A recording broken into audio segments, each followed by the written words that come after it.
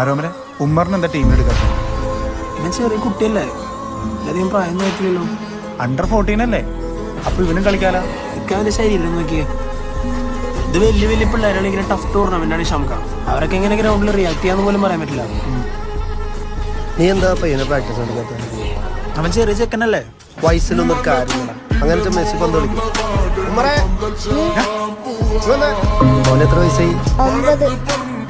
9 വയസ്സുണ്ടല്ലോ. അവൻ കളിക്കട്ടെ, ആള് നല്ല സ്മാർട്ടാ, നമുക്ക് നോക്കാം.